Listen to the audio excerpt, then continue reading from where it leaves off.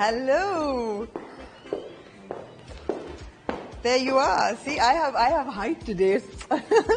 How are you? How are you, Mushk? Good. So Mushk has been modeling since 2016, 17? 2017 December. 2017 December. One of the few models that have taken supermodel, the word supermodel, to the next level in this generation. We have a lot of models and a lot of really good models, but supermodel, when you think, it's Mushk. Why is that? Because she's not only almost 6 feet tall, but she's got that dynamic. She comes from a really strong background. She's a good advocate for women's rights, for models' rights, for elevating fashion to the next level. Yeah. Again, you've done Milan Fashion Week. I mean, how cool is that? The only Pakistani model to have walked an international runway. Yeah. For Fashion Week. For Fashion Week. Week. That Yeah. to Milan. I mean, Yeah. how super is that? We'll talk about that. But, Mushk, you've also been an advocate for dusky skin and tolerance and acceptance for darker skins. Yeah.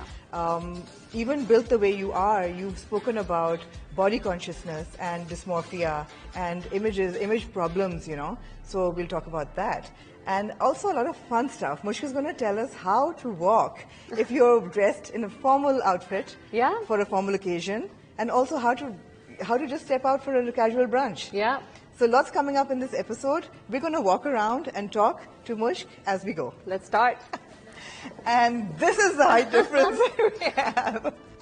I mean, yeah, right? Yeah. Absolutely. How fabulous is that? Has that ever been a problem, your height? So I was bullied all my life in school, in college. My mother always told me I would never find somebody my height. Needless to say, my husband is shorter than me. He is, right? But kudos to him that I assume he has no problem. He loves it when I wear heels. I mean, if I don't step out in heels, it's a problem. It's a problem. Yeah. So you are almost 6 feet without heels, or heels पहन के तो you're well over 6 feet. Yeah.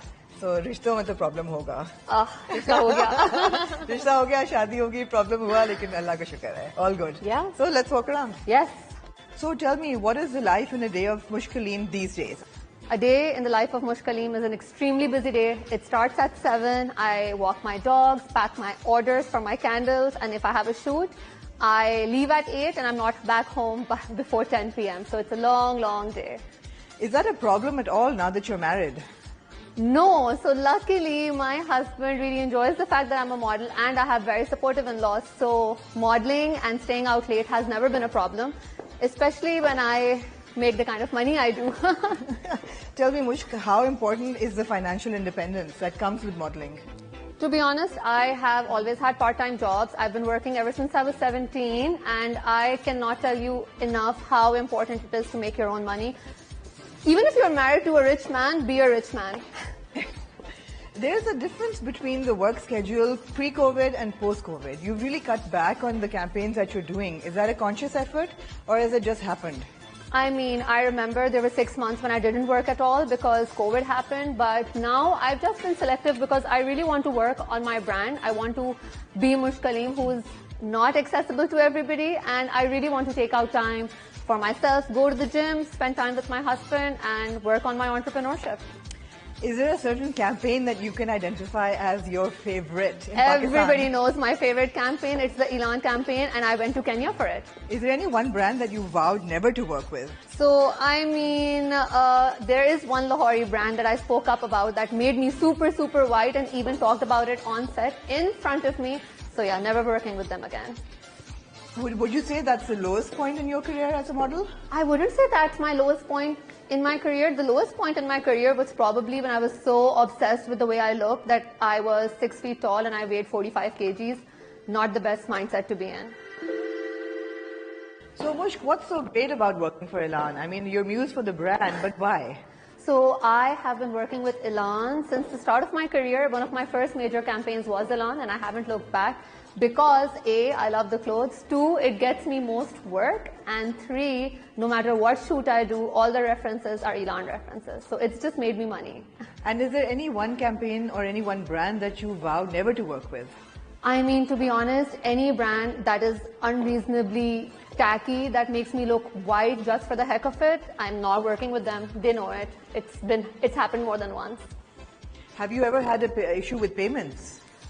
No, I haven't had an issue with payments because everybody knows they're not supposed to mess with me. So yeah, payments has not been an issue with me. Set your boundaries from the get-go. Mushk, what is the toughest part of your job?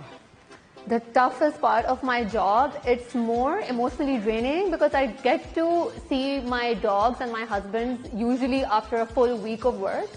And it's also just staying away from family. So, yeah. And what's the best part of the job?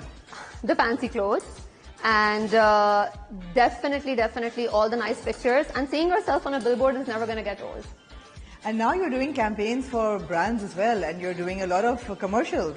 Yeah. How has that switch been for you?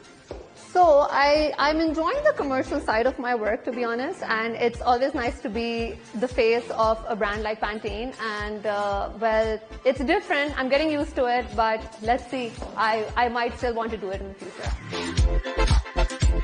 Mushk, so you're born with extraordinary genes and you're fabulous to begin with, but you know, you've still spoken about body dysmorphia and body positivity and issues you've had with yourself. When did that happen and how did you deal with it?